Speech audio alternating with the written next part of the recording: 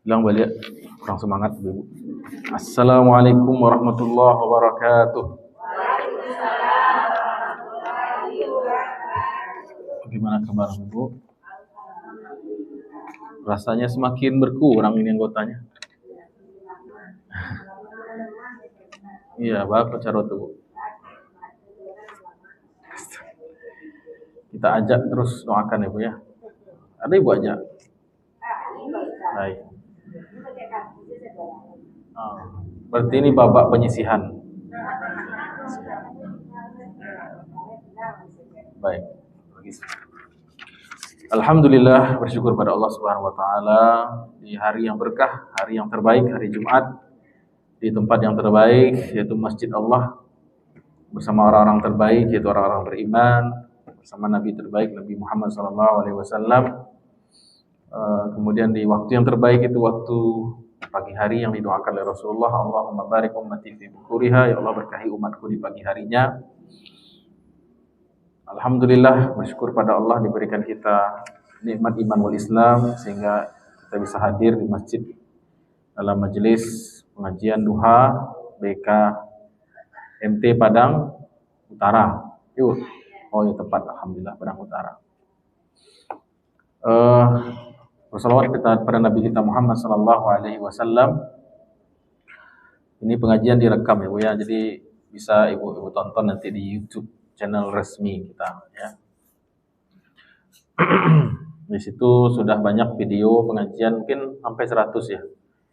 Jadi pengajian saya cukup usahakan untuk rekam walaupun sendiri. Ada pengajian tafsir, nanti ada playlistnya. Pengajian fikih ada playlistnya, pengajian hadis ada playlistnya nanti. Ya, atau pengajian umum, khutbah Jumat ada daftar putar nantinya. Lah Ibu follow, boleh subscribe. Ya. Boleh Ibu ya. Namanya channelnya Ustaz Rizky Uzmuladzan LCMA official. Baik. Nama saya tambah gelar tambah official. Official itu resmi ya. Baik. Kita pekan depan lanjutkan tafsir surat Yasin dan sekarang kita masuk dulu bahas hadis ya Bu ya. Kita akan membaca hadis bersama Imam Al-Bukhari dalam kitab ini Al-Adabul Mufrad. Ya, hadis-hadis tentang adab dan akhlak. Sekarang kita masuk tentang bab akhlak tentang silaturahim. Baik. Tentang silaturahim. Jadi silaturahim ini beda dengan silaturahmi. Kalau silaturahim itu istilah agama. Kalau silaturahmi sudah menjadi istilah masyarakat sosial. Ya. Datanglah pengajian sambil silaturahmi ya Wak. Nah, kan itu ya Bu ya. Datanglah takziah, datanglah reunian, datanglah bukber, datanglah family gathering namanya patuh banyak. Itu kata orang silaturahmi lah Wak. Nah, gitu kan. Kalau apa beda silaturahmi dengan silaturahim? Kalau silaturahmi itu menjadi istilah yang di masyarakat berlaku apabila kita berjumpa dengan kawan. Kalau silaturahim dipersempit. Kewajiban agama yang berkaitan dengan hak-hak orang-orang yang memiliki kekerabatan dengan kita. Dari pihak ayah maupun pihak ibu. Ya, memenuhi hak-hak orang-orang yang memiliki kekerabatan dengan kita. Itu definisi silaturahim. Ya. Tidak hanya sekedar berhubungan baik, tidak begitu saja. Tapi apabila dari keluarga kita itu ada yang kurang mampu, ada yang yatim misalnya, maka itu salah satu kewajiban silaturahim. Jadi silaturahim ini bukan hanya terbatas menjaga hubungan baik, tapi menyambung yang terputus, dan kalau ada misalnya persoalan atau hajat kebutuhan, maka kita bisa bantu-bantu. Itu namanya silaturahim. Tapi dengan syarat yang memiliki hubungan kekerabatan. Karena juga namanya dari rahim. Ibu punya rahim, ambo enggak punya. Maksudnya adalah silaturahim menyambung hubungan yang berdasarkan perut ini. Ya, makanya, dan itu tidak hanya berhubungan dengan hubungan baik. Bukan soal saling menyapu, enggak bercakap, bertikai, enggak sekedar itu iya. Tapi juga berkaitan tentang tawasau bil haqqi wa tawasau bis sabr, kewajiban kita mengajak kepada agama. Kemudian apabila ada yang seyatim atau ada yang memiliki kebutuhan, wajib kita bantu semampunya. Sebab itu Allah Ta'ala mengatakan dalam Quran, yatiman za maqrabah. Dalam surah Al-Balad ya. Au miskinan za matrabah. Yatiman za maqrabah. Dan yatim yang memiliki hubungan kekerabatan. Maqrabah itu artinya zu qarabah, yang memiliki kekerabatan.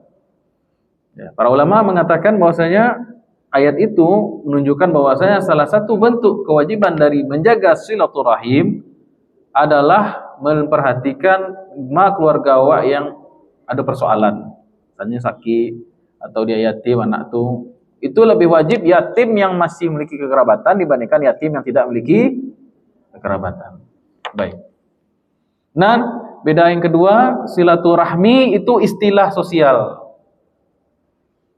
yang tidak ada pertanggungjawaban secara agama. Kalau bahasa agamanya silaturahmi itu ukhuwah, menjalin persaudaraan. Itu saja. Kalau silaturahim, i-nya sebelum m ya. Tadi i-nya setelah m. Kalau silaturahim itu istilah agama, kewajiban, salah satu kewajiban dari kewajiban agama sebagaimana kewajiban yang lain seperti sholat, zakat, haji, ya, dan lain sebagainya. Dan hukumnya wajib silaturahim itu tidak boleh diputus. Dia salah satu hal yang harus disambung, tidak boleh diputus.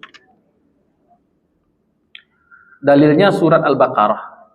Surah Al-Baqarah, allazina yanquduna ahdallahi min ba'di mitsaqihi wa yaqta'una ma amarallahu bihi an yusala wa yufsiduna fil ulaika humul khasirun. Dan orang-orang yang melanggar perjanjiannya dengan Allah dan memutuskan hal-hal yang Allah suruh sambung dan berbuat kerusakan di bumi, itulah orang-orang yang merugi, kata Allah. Jadi orang yang tak mau menjaga silaturahim itu dihukumi sebagai orang yang rugi.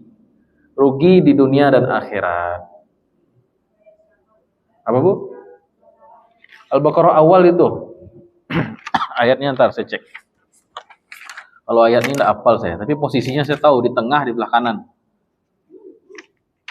Nah ini, ayat 27. Ya, 27. Allazina nih, mulai dari ini bacanya nih. Wa ma yudhillu bihi illal fasiqin. Dan Allah menyesatkan orang-orang yang fasik. Apa itu pengertian orang yang fasik? Allazina yanquduna ahdallahi min ba'di mitsaqih. Orang-orang yang memutuskan perjanjian dari Allah dengan Allah.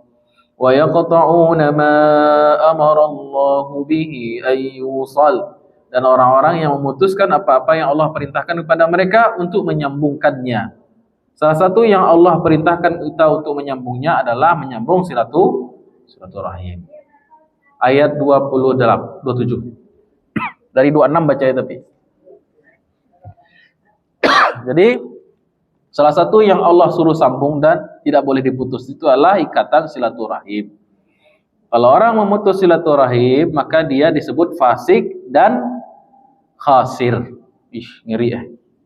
Jadi orang yang memutus silaturahim Allah sebut dengan dua gelar dalam Al-Quran, surah Al-Baqarah ayat 26 dan 28, yaitu disebut dengan fasik dan khasir. Fasik artinya sase, menyimpang.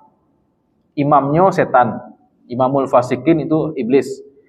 Disebut fasik, disebut juga khasir, orang-orang yang rugi. Khasirin, orang-orang yang ulaika humul khasirun. Itu orang-orang yang merugi. Ya sudahlah, sase rugi lah. Nah, ada ibu-ibu yang menggalih di situ. Yang menggelas ada mau rugi atau tidak atau mau untung. Tentulah orang yang sehat pasti mau untung, tidak ada orang mau rugi. Maka ada orang mengatakan menggalih, mau jual rugi sih kok mana ada tu.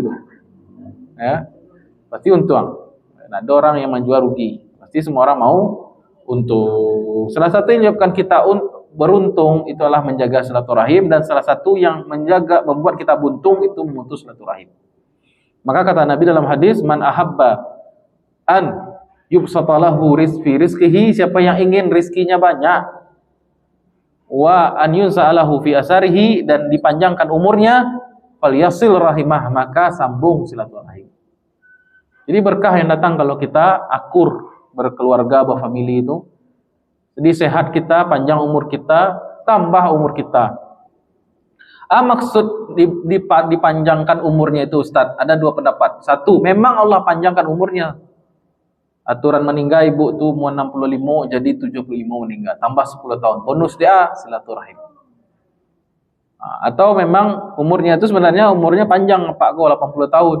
Tapi dia musuhnya kok banyak, coba cakap silaturahim kebutui baca cakap saudara, akhirnya 55 lah meninggal. Ikut tafsiran kok Pak Ibu. Memang ada tafsiran yang seperti itu. Memang Allah tambahkan dan kurangi umur itu. Gara-gara dia memutus silaturahim. Kalau logikanya masuk tuh. Orang kalau banyak musuh, pikirannya sampai. Kama-kama tak halang. Sobok lo sama sianu, balik kasih kau lihat. Habis bensin. Kita balik. Sobok lo sama sinan, buta lo balik. Habis waktu, habis pemikiran, sehingga badannya tidak sehat, imunnya turun, sakit, meninggal. Kalau logikanya begitu, masuk dembo. Jadi kata Nabi, siapa yang ingin panjangkan umurnya, diluaskan rezekinya, jaga silaturahim. Sambung silaturahim. Tapi kalau ingin sakit, ingin susah di dunia, rugi dunia akhirat, fasik, maka putuskan silaturahim. Ya. Kemudian tujuan saya sini, saya bawa kitab ini untuk kita baca hadis. Mudah-mudahan dapat kita 6 hadis kita baca. Ya. Itu keuntungan menjaga silaturahim. Ya. Kerugiannya ingin saya sebutkan di sini. Kerugiannya ini. Satu, saya mau bacakan hadis agak panjang sedikit. Ini cerita. Ada kisah. Ada seorang sahabat bernama Abu Ayyub Sulaiman. Ya nama Bu? Abu Ayyub. Ya. Abu Ayyub Sulaiman ini mantan budak daripada Utsman bin Affan. Utsman bin Affan ini kan khalifah yang ketiga, radhiyallahu an. Khalifah umat Islam yang ketiga, dan dia kaya raya. Dia suka bebasin budak. Salah satu budak yang dia bebaskan itu adalah Abu Ayyub ini. Dah bebas dia, merdeka dia, muslim merdeka. Kemudian dia cerita, Ja'ana Abu Hurairah. Satu kali kami sedang kumpul-kumpul, datang Abu Hurairah. Abu Hurairah siapa? Sahabat Nabi yang paling banyak hafalan hadisnya. Dia meriwayatkan hadis kurang lebih 5.000-an hadis kepalanya. Banyak dia mendapatkan hafalan hadis dari Nabi. 4 tahun dia bersahabat dengan Nabi, kemanapun Nabi pergi dia ikut kecuali ke kamar. Makanya hampir 24 jam dia bersama dengan Nabi, dia banyak menghafal hadis Nabi. 100% hidupnya diwakafkan untuk menghafal hadis, sehingga dia disegani. Kalau datang Abu Hurairah, itu tanda-tanda dia mau menyampaikan hadis Nabi. Kejadiannya adalah, kumpul-kumpul itu adalah di Asyiatul Khamis Lailatul Jum'ah. Pada hari Kamis malam Jumat. Jadi terbayang Bu ya, sedang kumpul-kumpul begini, sahabat sedang kumpul-kumpul, datang Abu Hurairah radhiyallahu an. Moga Allah ridho kepadanya. Kemudian sudah berkumpul, sudah datang Abu Hurairah, dia ngomong ke jamaah, ke orang-orang yang sedang duduk-duduk itu. Apa kata Abu Hurairah? Uharriju ala kulli qati rahim lama qama min indina. Cobalah berdiri siapa yang memutus silaturahim. Ada enggak yang melakukan atau yang memutus silaturahim di sini? Coba berdiri. Enggak berdiri Ibu doh, ikut ceritanya. Coba berdiri. Yang memutus silaturahim akan ku bikin susah dia. Akan aku susahkan dia. Maksudnya bukan susahkan, repotkan dengan pekerjaan, tetapi akan ku sampaikan hadis ancaman orang yang memutus. Karena Abu Hurairah ini ahli hadis. Coba berdiri siapa yang memutus silaturahim di sini dari sekian banyak orang, coba berdiri. Nanti akan ku bikin susah dengan sebuah hadis dari Rasulullah sallallahu alaihi wasallam. Diulang 3 kali tidak ada yang berdiri. Diulang 3 kali tidak ada yang orang Rasulullah. Tapi tiba-tiba fa'ata fatan amatan lahu qad saramaha munzu sanatain. Tiba-tiba ada seorang pemuda berdiri. Tapi pergi langsung. Kalau bahasa Quranjinya walk out. Kalau bahasa Jermannya lucuy. Jadi dia pergi aja gitu. Kemana dia pergi pemuda tadi itu? Ya, enggak ada salam, ada kalam, la salam wala kalam, langsung aja pergi dia. Ya, pergi dari majelis. Ternyata dia pergi menemui antenyo. Bibinya eteknya. Ya. adik atau kakak atau uni dari ayahnya yang sudah 2 tahun ndaknya sapo. Lah 2 tahun ndaknya, udah 2 tahun dia tidak sapa antenya, padahal ante kontan ya itu. Uni atau adik dari bapaknya. Bahasa Arabnya ammah. Fadakhala 'alaiha, masuk dia ke rumah antenya tuh. Lah 2 tahun bayangkan Bu, dah disilau rumah ante. Kalau 2 tahun, tiba-tiba masuk ke rumah antenya. Apa yang terjadi? Apa reaksi antenya? Apa reaksi daripada bibinya ini? Faqalat lahu. Kalau bahasa Arabnya dalam riwayat ini, ya abna akhi ma ja'a bika, wahai ananda, apa yang menyebabkan kau datang ke sini? Kalau bahasa awaknya, tumben ke siku. Nah, tumben ada apa nih? Lah 2 tahun, anu-anu sih, ani-ani saya. Jangan-jangan pinjam duit gitu kan. Pinjam dulu 100. Nah, pinjam dulu 100 ente itu. Oh, enggak bisa. Kan kawan-kawan wak kadang mau itu. Ada orang mau itu. Ndak ada lalamun dah sebut tiba-tiba akrab kiranya minjam pi. Ko ndak do. Ko sahabat Nabi. Ya. Padahal Abu Hurairah tadi belum disampaikan hadis Nabi, tetapi karena dia sudah merasa berdosa, takut langsung dia bersilaturahim. Padahal Al-Quran dan hadisnya belum disampaikan oleh Abu Hurairah, tapi karena dia merasa dia berdosa, sudah meninggalkan, tidak sapa antenya selama 2 tahun, dia langsung taubat, langsung dia silaturahim. Waktu itu juga. Ini menunjukkan dia punya iman yang kuat. Ya. Taunya salah, padahal hadis belum disampaikan, langsung dia silaturahim. Nah, kalau umat akhir zaman waktu kadang-kadang lah disampaikan Quran, disampaikan hadis, jago silaturahim Bu. Anda aja dulu.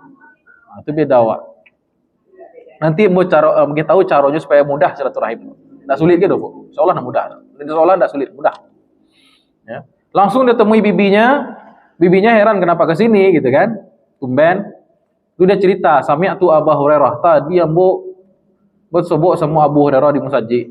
Abu Hurairah mengatakan, coba berdiri, siapa yang mutus silaturahim akan kubikin susah dia.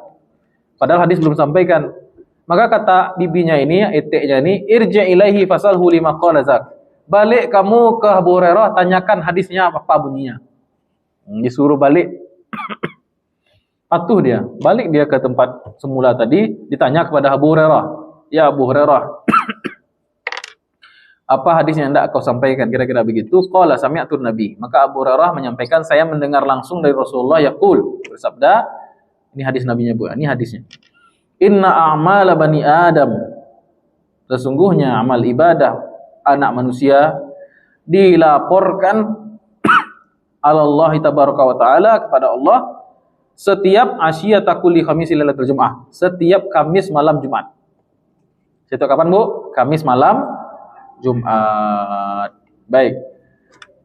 Namun sekian banyak amal ibadah yang dilaporkan itu, ada satu kelompok yang tidak dilaporkan. Fala yaqbalu amala qati'ur rahim. Allah tidak menerima amal ibadah orang yang mutus silaturahim. Bayangkan tuh Bu. Lah paniknya solat, lah paniknya puasa, lah paniknya sedekah, lah bi waktu pitih.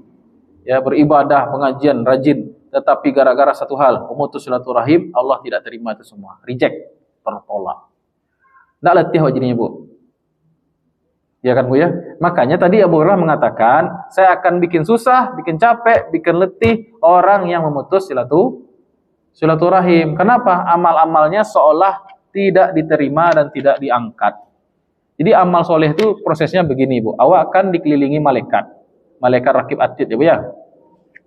Kita ini punya malaikat yang selalu mencatat amal kita. Baik amal baik maupun amal buruk. Nah, dan mengetahui niat kita, malaikat itu.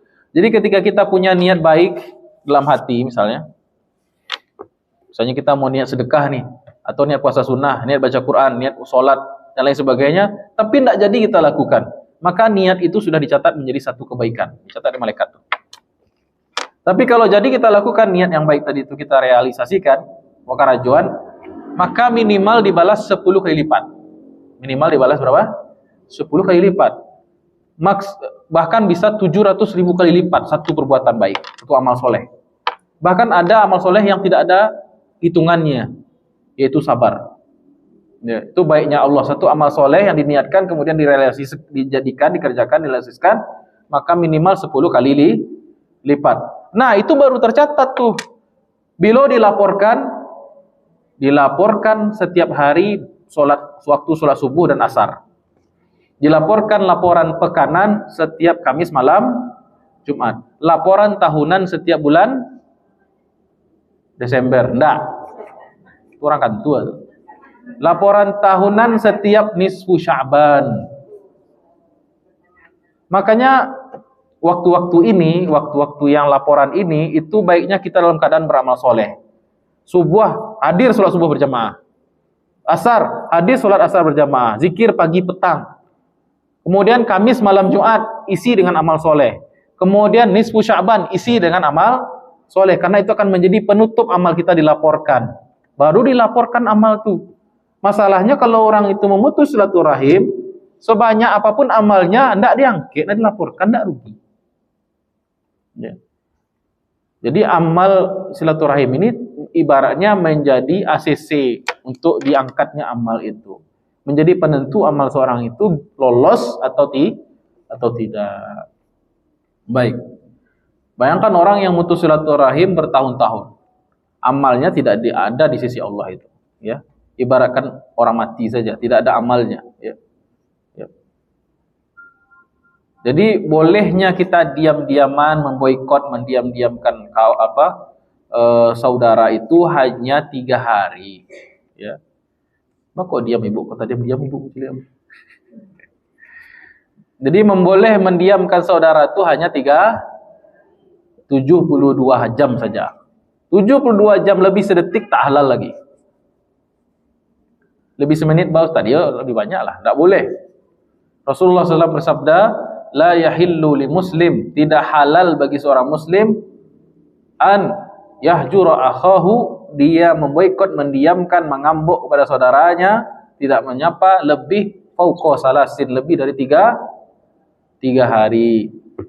Ya. Kalau 3 hari masih boleh, Bu. Sampai ke family itu, ke saudara tu. Ambo ngambuk ke ibu selama 3 hari. 3 hari sudah tu awak damai lah deh. Gitu. Agak perjanjian tanda tangan. Ya. Boleh 3 hari. 3 hari itu tujuannya untuk introspeksi diri. Jangan-jangan memang saya yang salah. Jangan-jangan dia memang yang salah. Jadi 3 hari itu untuk introspeksi. Lalu minta maaf, sudah damai habis itu lagi. Tak ada lagi. Kadang awak kalah sama anak ketek. Anak ketek itu cakapnya capek tapi damainya capek. Kalau awak cakapnya capek, damainya dado. Tidak ada kata maaf baginya. Kan itu. Ditiru sinetron. Ya. Bu.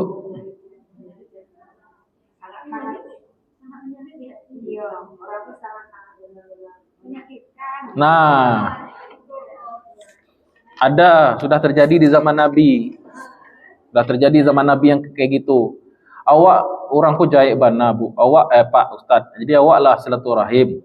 Awak lah elok sama minta maaf, tapi nyo jahit juga awak. Itu ada di zaman Nabi itu. Nih saya bacakan hadis. An Abi Hurairah radhiyallahu an, dari Abu Hurairah, atarajulun ila Nabi sallallahu alaihi wasallam, seorang laki-laki, dan disebutkan namanya siapa? Seorang laki-laki mendatangi Rasulullah sallallahu alaihi wasallam, faqala, dia curhat, "Ya Rasulullah, inni li qarabah asiluha yaqta'un." Saya punya family, saya sambung silaturahim, dia malah memutuskan. Wa ahsin ilaihim wa yusi'una ilayya. Saya berbuat baik pada dia, wa agih qala. Ada campaannya gitu kan. Saruk dia tadi muka rumah wa elok kainyo, inyon dak elok kawaknya jahit kawak. Wa yajhaluna alayya, bahkan menyakiti saya. Semua jadi buku. Wa ahlim anhum, padahal saya sudah lemah lembut ke dia. Apa elok semuanya. Ya. Lah cukui lah rasanya wak bau sahur untuk damai sama, tapi nya jahit juga batu ya Rasulullah. Apa kata Nabi? La in kana kama taqul, seandainya memang demikian, ka'anna ma tusifuhumul mal. Kamu sedang berinvestasi untuk, sama posisinya kamu memberi makan dia api neraka ke mulutnya. Kamu sedang menyuapi api neraka ke mulutnya. Artinya dia sendiri yang menginginkan azab Allah. Ya. Kemudian apa lagi kata Nabi? Wala yazalu ma'aka minallahi zahirun alaihim, dan kamu sudah berada di pihak yang benar dan Allah akan senantiasa menolong engkau. Nah, madum ta'ala zalik, selama engkau berbuat demikian. Jadi kalau elok orang tak ada respon yang baik, Allah menang. Kita sudah cukup segitu saja. Kita tidak dituntut untuk mendapatkan maaf dia, tak. Kalau memang salah, wak, minta maaf, wak. Ya, tak perlu kita maaf dia. Nah, itu kalau dia berlaku demikian malah makin jahat ke kita, berarti dia sedang menginvestasikan dirinya untuk masuk neraka. Kata Nabi, sama kau sedang menyuapi dia dengan api neraka. Ini nggak usah risau, kewajiban lah selesai. Nah, itu jawabannya. Baik, hadis yang kedua sekarang. Ya. Hadis yang kedua.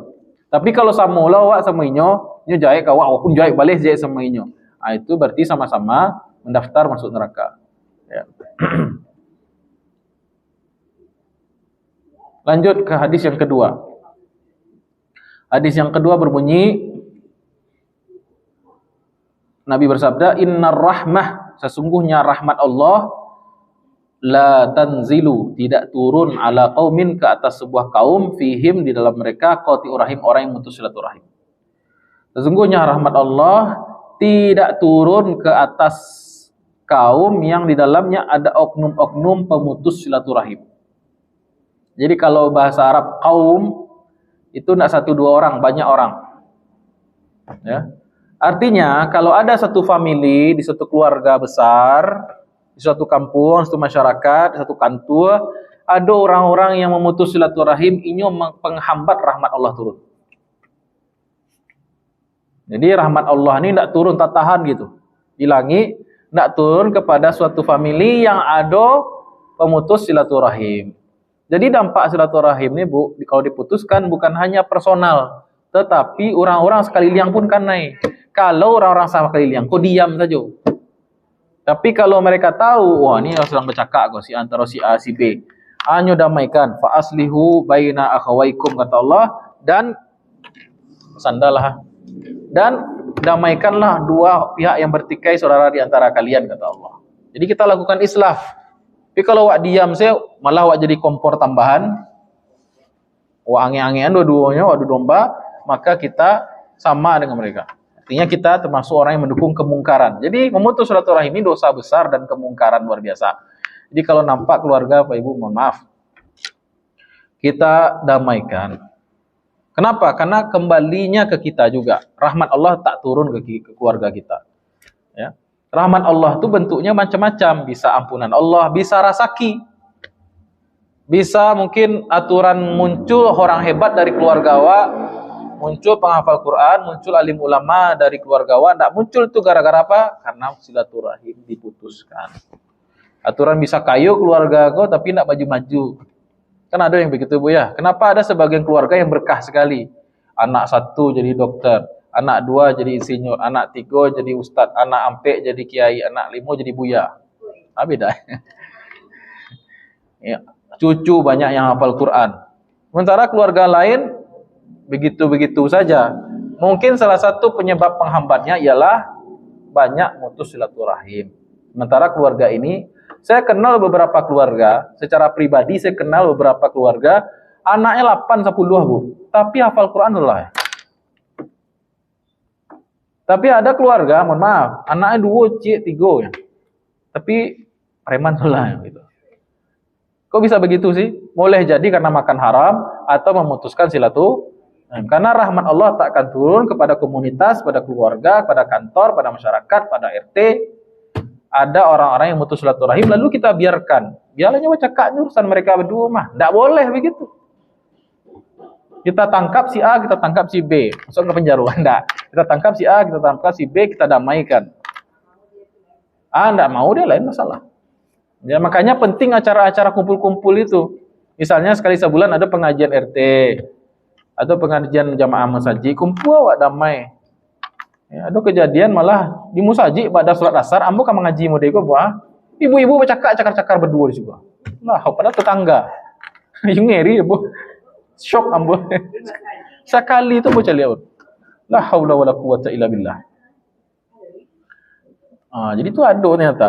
Nah, kalau kita melihat yang demikian, ada yang perang begitu, maupun perang dingin, kita damaikan. Mengapa? Saya tanya sama ibu. Kenapa dalam Islam memutus silaturahim itu dosa besar? Kenapa? Karena bertentangan dengan asas Islam. Asas Islam itu kasih sayang dan persatuan. Sedangkan asasnya iblis dan setan itu perpecahan. Yufarriquna bainal mar'i wa zaujih. Dan setan itu, sihir itu, dan iblis itu, dan konco-konconya itu mengusahakan manusia itu terpecah belah. Keluarga itu hancur. Sedangkan Islam visinya ikha, menyatukan, mempersaudarakan. Jadinya bertentangan aja tujuan Islam. Ya. Baik, itu hadis yang kedua. Sungguhnya rahmat Allah tak turun ke atas famili, keluarga, komunitas yang ada pelaku pemutus silaturahim. Baik. Hadis yang ketiga. Wah, kok lebih parah lagi, Pak. Kalau tadi itu masalahnya dengan dunia saja tuh. Ya. Ini masalah akhirat lagi. Apa kata Nabi? La yadkhulul jannah qati'ur rahim. Tidak masuk surga orang yang mutus silaturahim. Tidak masuk surga. La yadkhulul jannah qati'ur rahim, orang yang mutus silaturahim. Mau tanya gini, kalau orang dah masuk surga, kamu apa ini? Karena cuman ada dua tempat di akhirat, kalau tidak surga, neraka. Cuman bahasanya Nabi halus, tidak masuk surga orang yang silaturahim. Itu artinya apa? Ya masuk neraka. Jadi kata Imam Nawawi, tidak masuk surga orang yang meyakini kebolehan dan kehalalan memutus silaturahim. Ya, ini kata tafsir beliau, syarahnya beliau. Ya. Jadi tidak masuk surga orang yang meyakini bahwasanya boleh-boleh saja memutus silaturahim itu. Itu yang mutlak tuh begitu. Ya. Artinya apa? Kalau kita bicara surga dan neraka, Ibu, itu artinya kita bicara masa depan kita yang paling pasti. Masa depan kita yang paling pasti itu adalah akhirat, dan akhirat itu tepatnya surga dan neraka. Artinya orang yang mutus silaturahim dia madesu. Apa itu madesu? Masa depan suram. Ya. Jadi orang yang mutus silaturahim itu madesu, dia masa depannya suram. Ya. Artinya di sini Nabi motivasi kita, kalau ingin surga, baik surga di dunia maupun di akhirat, jaga silaturahim. Tapi kalau tidak mau surga, ya sudah, ya putuskan silaturahim. Ya, bahkan sudah datang neraka sebelum neraka. Ya, la yadkhulu al-jannah. Jadi dari sini kita tahu, bahwa orang yang mutus silaturahim itu tidak masuk surga, kok begitu. Karena sifat ahli surga itu kasih sayang, lembut hatinya. Tapi orang yang mutus silaturahim itu hatinya pasti kasih. Nyawa ndak salah dah mengalau kan gitu kan. Setan sengaja main bimbian dalam hati membangkitkan ego kita.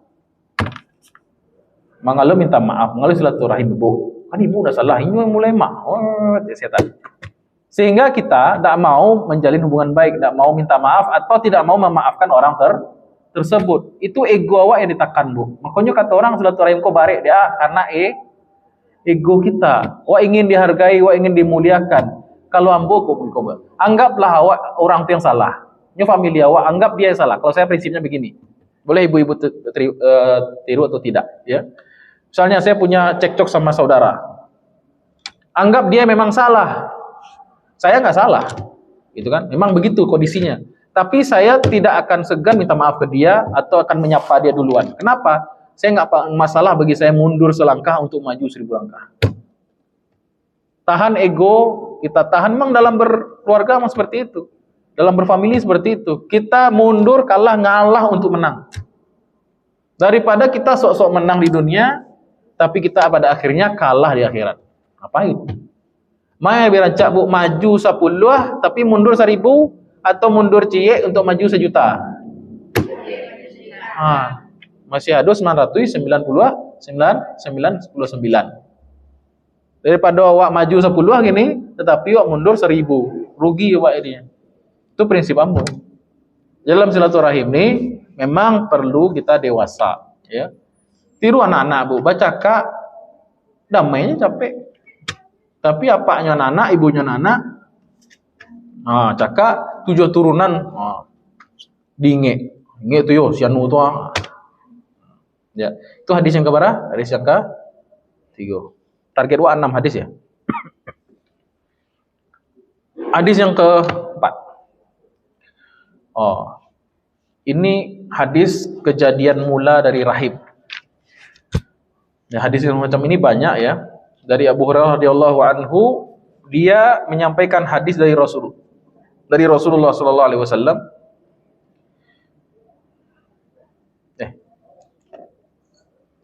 Dia menyampaikan hadis dari Rasulullah sallallahu alaihi wasallam.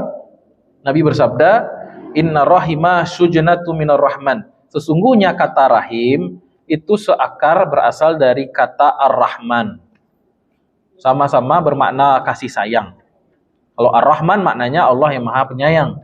Rahim artinya tempat di mana berkasih sayang. Rahim itu kan ibu sayang sama anak di dalam rahim. Ya. Jadi rahim dengan rahman itu seakar katanya, sujunah minar rahman. Ya. Bukan bergandengan, satu akar kata antara rahim dan rahman. Itu juga dengan rahim. Kalau rahim ini pendek, rahimun. Ya. Kalau nama Allah ar-Rahim panjang. Bismillahirrahmanirrahim. Baik. Kemudian apa lagi? Yaqtaqulu. Jadi rahim ketika diciptakan Allah, dia ngadu kepada Allah. Enggak di akhirat bukan diciptakan. Kalau diciptakan hadis yang sebelumnya. Jadi rahim ini di akhirat ngadu kepada Allah. Ya Rabbi, wahai Tuhanku, inni zulim. Aku telah dizalimi. Ya Rabbi, inni kuti'tu. Ya Allah, saya telah diputus oleh orang-orang. Ini. Gitu terus ya Allah. Kemudian Allah menjawab, yujibuha, Allah menjawab curhat atau kaduan dari rahim ini. Apa kata Allah? Hadis qudsi. Ala turdina an aqta' ma qata'ak? Sukakah engkau kalau aku memutus orang yang memutus engkau? Sukakah engkau aku memutus hubungan dengan orang yang memutus silaturahim? Sukakah engkau aku menyambung wa asilu ma wasalak man wasalak? Sukakah engkau aku menyambung orang yang menyambung engkau? Jadi hadis ini menjadi pedoman bagi kita. Orang itu akan senantiasa memiliki hubungan baik dengan Allah, tersambung dengan Allah kalau dia menjaga silaturahim, dan orang itu terputus dari Allah kalau dia memutus silaturahim. Nah, ibu kalau nelpon, kira tak putih obrolan, dek pulsa habis, atau sinyal hilang. Ibu masuk ke Bukit Tinggi, tiba di Silayang hilang sinyal. Padahal bisnis 1 miliar. Bagi kira-kira. Kesal, tidak galau gitu kan, Pak Ruk. Tapi bisa nyambung lagi nanti. Tiba di pandang panjang bisa nyambung. Itu sinyal. Kalau putus hubungan kerja di PHK, karena Covid PHK 3.000 karyawan. Bisa cari kerja yang lain? Masih bisa. Kalau putus hubungan kerja masih bisa cari kerja yang lain. Putus hubungan dengan suami atau istri, nauzubillah min zalik. Jadi mantan suami atau mantan istri. Bisa cari yang lain? Bakar ini jawaban ibu. Bisa, tapi bisa kan? Nah, kalau putus hubungan dengan Allah, Tuhan mana yang kita cari lagi? Payah. Cie itu saja. La ilaha illallah. Rabbul alamin. Maka sebenarnya kalau kita kehilangan Allah, kehilangan seluruhnya. Jadi setan dan iblis itu supaya kita putus hubungan dengan Allah, tidak menyuruh kita menyembah berhala. Ada orang Islam menyembah patung ini nadur. Ada orang sebodoh-bodohnya orang Islam, seawam-awamnya mengenai agama, ada kan kalau disuruh nyembah patung punya nyembah, nah ada Bu. Iblis tidak akan menyesatkan manusia atau menjauhkan manusia dengan cara menyembah manusia itu disuruh menyembah patung. Tapi iblis masuk supaya putus hubungan dia dengan Allah lewat apa? Silaturahim. Jasuinya sama keluarga. Sehingga apa? Ketika orang itu mutus silaturahim dan dia merasa itu aman-aman saja, di saat itulah dia sudah putus hubungan dengan Allah. Jadi iblis berputus asa memutuskan hubungan seseorang dengan Tuhannya melalui cara-cara kasar, yaitu dengan menyembah berhala. Tetapi boleh jadi setan itu masuk melalui psikologis kita, ego kita, memutuskan hubungan dengan saudara-saudara kita, sehingga putuslah hubungan seorang hamba dengan Allah. Tak ngeri Bu? Oh, ngeri mana? Makanya jangan tertipu dengan iblis. Iblis itu selalu mengajak kita, setan itu mengajak kita untuk ego, tidak mau minta maaf atau memaafkan orang. Sehingga sulit untuk menjaga silaturahim itu. Hadis yang keberapa tuh? P5. Hadis berikutnya. Ini hadis. bagus ini. Ini sangat kekinian ini. Seorang meriwayatkan namanya Sa'id bin Sam'an radhiyallahu an berkata, sami'tu Abu Hurairah, saya mendengar langsung dari Abu Hurairah. Oh, ngapain Abu Hurairah? Yata'awwazu min imaratis sibyan was sufaha. Abu Hurairah pernah berta'awuz. Apa itu ta'awuz, Bu? A'udzubillahi minasyaitonir rajim. Baik. Tapi ta'awuznya Abu Hurairah ini bukan setan. Aku berlindung kepada Allah bukan dari setan, tapi dari imaratis sibyan was sufaha. Kira-kira imaratus sibyan was sufaha kok jelek atau bagus? Jelek. Sehingga Abu Hurairah, sahabat Nabi yang banyak hafal hadis, itu minta perlindungan kepada Allah dari imaratis sibyan was sufaha. Sekarang jadi pertanyaan, apa itu imaratis sibyan was sufaha? Imarah artinya kepemimpinan. Aku setan kok. Aku sedang menyampaikan hadis datang. Apa itu imarah? Imarah itu artinya kepemimpinan. Bisa presiden, bisa menteri, bisa wakil presiden, bisa saja gubernur. Ya, imarah, kepemimpinan. As-sibyan itu artinya anak muda. Sibyan artinya anak-anak. Ya. Anak-anaknya baru tapi nyolah jadi anak-anak ini bukan berarti usia patokannya, Bu Ibu. Ada juga orang masih kecil dia pikirannya dewasa. Ya. Iya. Contohnya Sultan Muhammad Al-Fatih. Sultan Muhammad Al-Fatih itu menjadi menjadi sultan di usia 13 tahun. Karena ada perang salib, naik lagi ayahnya itu ngasih waktu hidup. Naik lagi jadi sultan raja umur 15 tahun.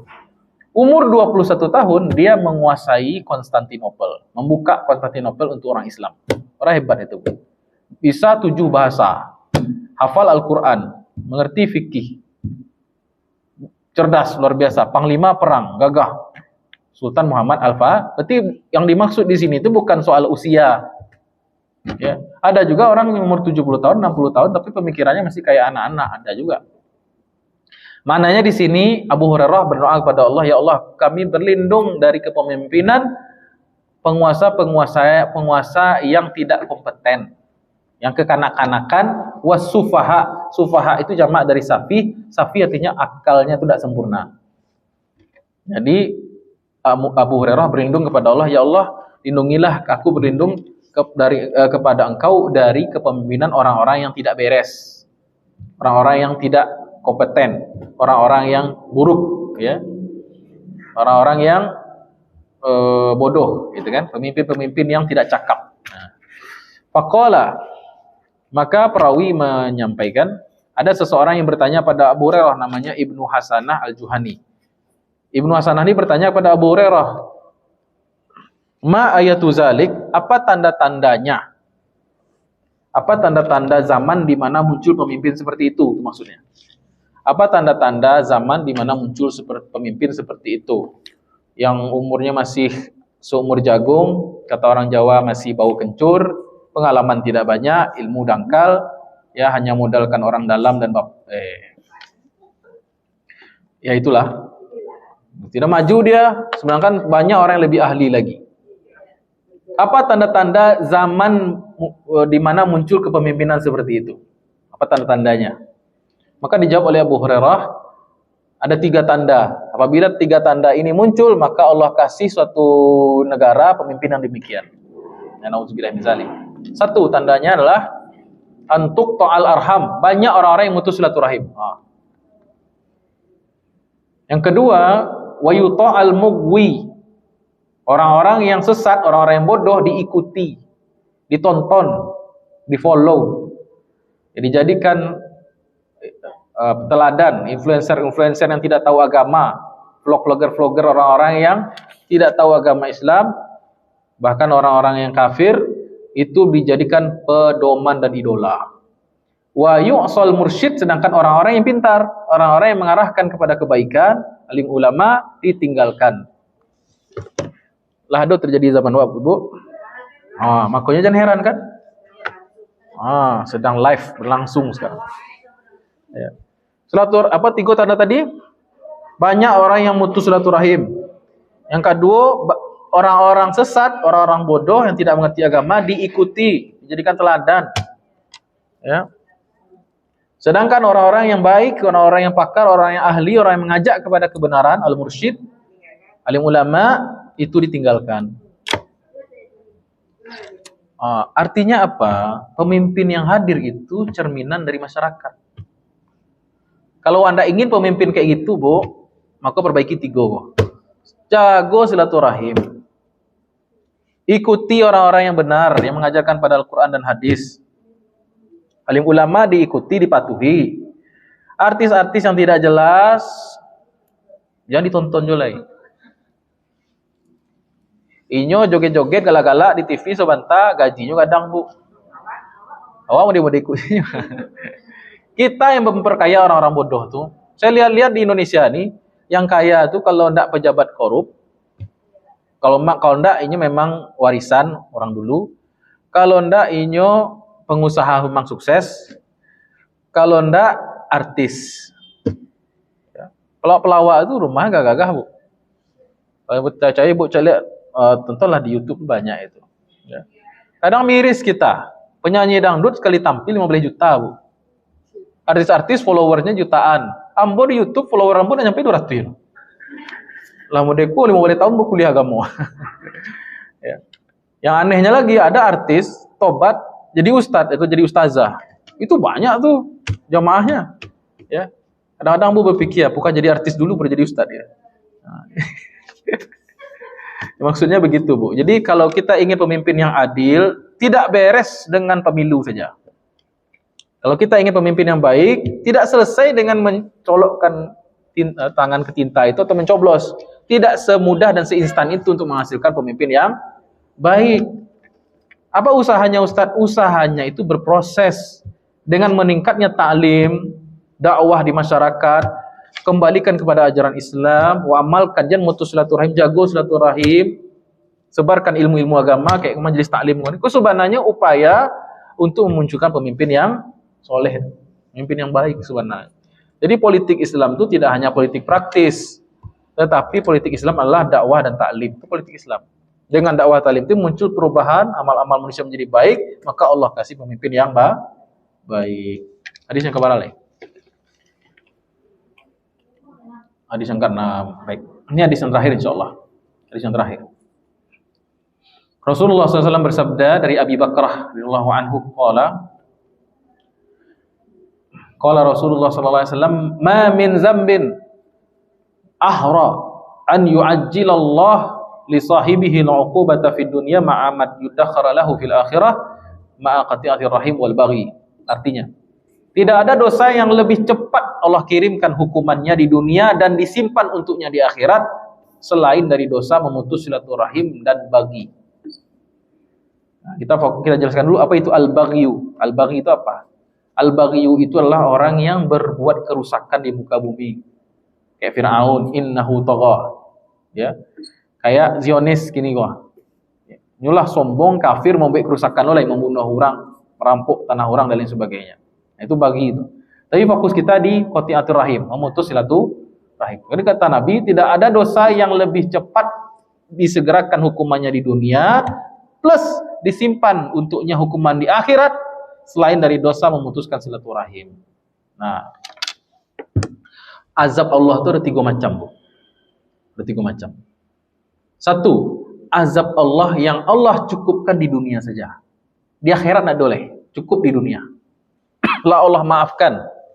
Ya, dengan bencana, banjir, gempa, ya, tsunami atau dengan penyakit misalnya, itu bisa jadi azab, teguran, azab yang Allah cukupkan di dunia, di akhirat lah berasia. Tak ada neraka, tak ada siksaan, tak ada dikubur, tak ada. Artinya ada azab tipe 1. Ini azab yang paling ringan. Allah di dunia saja Allah kasih. Wala nuziqannahum minal azabil adna dunal azabil akbar. Alahum yarji'un. Itu azab yang tipe 1, yang ringan, yaitu hanya di dunia saja. Di akhirat tak boleh. Allah maafkan. Apa, Bu? Tidak ada dampaknya di akhirat lagi. Sudah bersih di dunia saja. Ini tipe azab yang nomor 1. Tipe azab yang nomor 2, itu malah tidak ada di dunia sama sekali roh. Tidak Allah hukum di dunia roh, tetapi Allah simpan di akhirat. Ini namanya istidraj. Jadi orang pun tidak sholat, tidak puasa, kufur dan lain sebagainya, hidupnya senang. Tidak Allah kasih azab di dunia, karena Allah lah banci benar semuanya. Allah simpan untuk akhirat. Jadi dunianya tidak dapat azab, tapi disempurnakan di akhirat. Ini tipe 2, berbahaya nih. Tapi ada yang lebih sial oleh, lebih buruk, tipe 3. Allah hukum di dunia, akhirat iyo juga. Ada dosonya tuh, kok bagi sama qati'atur rahim, memutus silaturahim. Ya. Jadi tipe 3 kok kiri kanan dapat, muka belakang dapat. Di dunia kena, di akhirat pun ke. Nah, dari penjelasan kita 6 hadis ini, kira-kira masih mau kita putus silaturahim, Bu? Kalau kita melihat orang silaturahim, kasihan. Kita harus damaikan. Karena dampaknya bukan diri dia doang. Keluarganya itu, masyarakat, bahkan negara. Kalau banyak masyarakat Indonesia ini memutus silaturahim, Allah kasih pemimpin yang tidak jelas itu. Pemimpin yang sufaha, yang bodoh. Ya, yang kalau ditanya pelangap-pelongo. Yang kalau di forum internasional, bahasa Inggris pun masih minta terjemahan. Nah, ini kan kacau. Sebanyak kok 270 juta orang Indonesia, masa enggak ada presiden yang bisa bahasa Inggris? Kan aneh sebenarnya itu. Itulah Allah menghukum awak sebenarnya itu. Ya. Oh, setuju nak, Bu? Jangan-jangan banyak ini juga pengikutnya juga. Enggak ada ya. Baik. Alhamdulillah sudah kita bacakan 6 hadis dari Rasulullah SAW atau 7 ya. Ada pertanyaan sampai sini? Baca Roh Ustaz. Nah, ini. Boleh tentang silaturahim atau di luar silaturahim.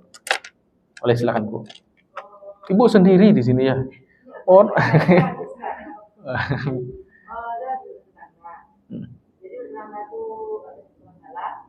Kita itu kan minta maaf ke orang itu. Ya. Pas paling minta maaf dia makan. Tahu-tahu besoknya lagi ya Ustaz ditegur, dia diam Ustaz. Dia ngomong ke orang. Katanya minta maaf, dari maafnya dong, dimukulnya, dicuriga. Apakah kita berdosa lagi di Ustaz kalau menegur dia? Nggak mau negur dia lagi Ustaz? Oh enggak, jangan begitu. Tetap aja tegur. Ya biar aja, mungkin dia ini kali serawan kali. Atau anggap aja tembok. Assalamualaikum, tembok kan nggak balas. Jangan diputuskan. Yang orang yang aku minta maaf tuh yang bilang orang. Ya itu perlu divalidasi juga itu. Laporan kayak gitu kan perlu divalidasi juga. Masalahnya gini loh, Bu. Hubungan hablum minan nas itu pangkalnya sebenarnya tauhid. Kita ini baik sama orang karena Allah menyuruh. Dan pahalanya di sisi Allah. Jangan berhubungan baik dengan orang, hablum minan nas ini sandarannya orang lagi mengharapkan balasan orang. Itu berarti kita belum bertauhid dalam urusan hablum minan nas. Ya.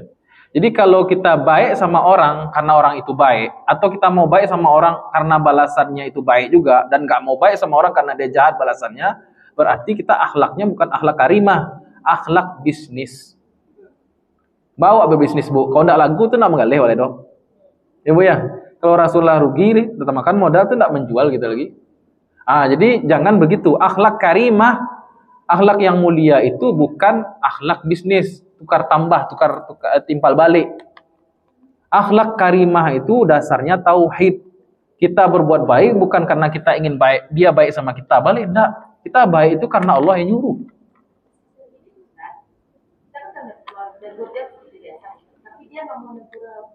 Ya, enggak masalah. Enggak. Tegur saja lagi nama. Salam aja, assalamualaikum dah. Kalau nggak mau jawab ya terserah dia.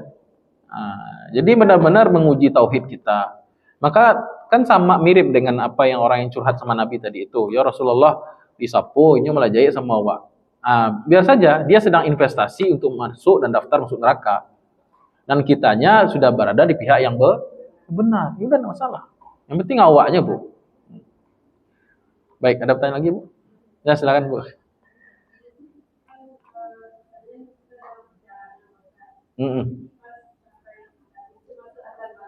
Ya. Sampai di rumah kita berdua mau berhubung nih. Ya. Lagi duduk masuk azan isya.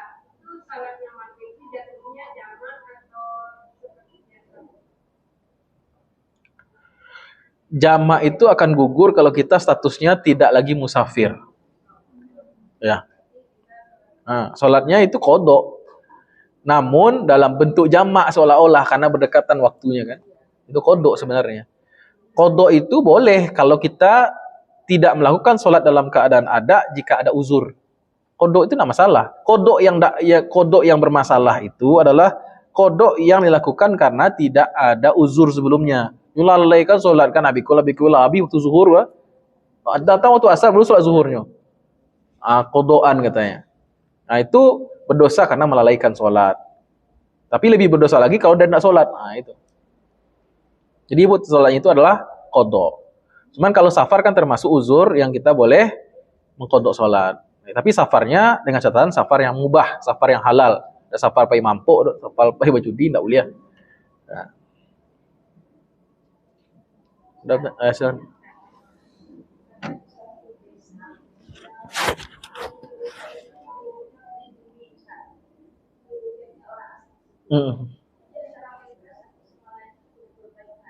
Ya.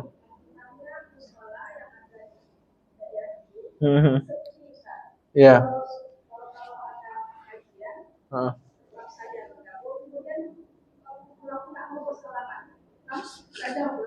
Iya. Mudah pengajiannya kasih tema tentang silaturahim. Oh tapi kan ada yang ngumpul tadi.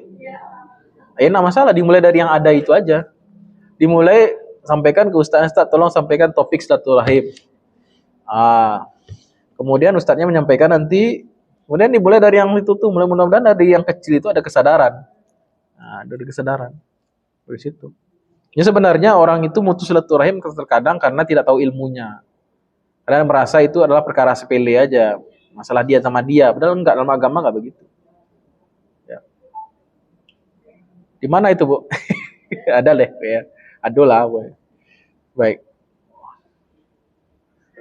Nah, silakan.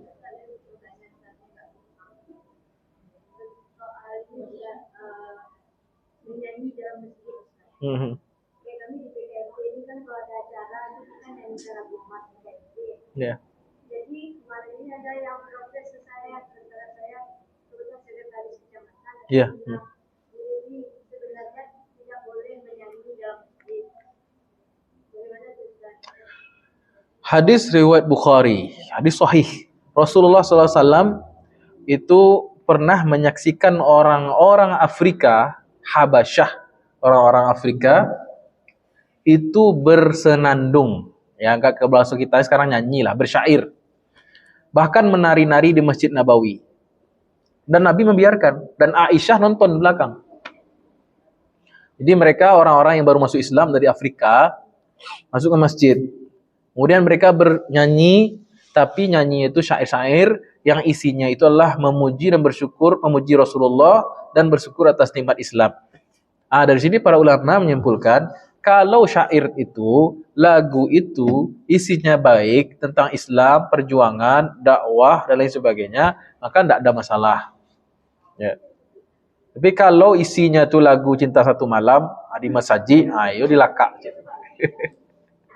Gitu ya, tergantung situasi dan kondisi.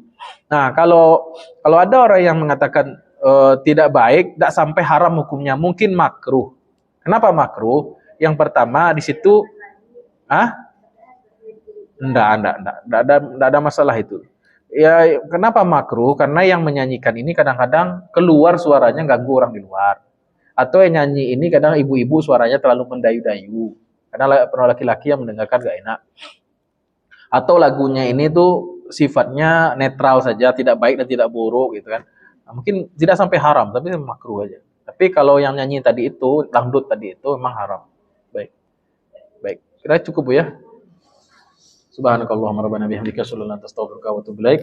Banyak maaf. Assalamualaikum warahmatullahi wabarakatuh.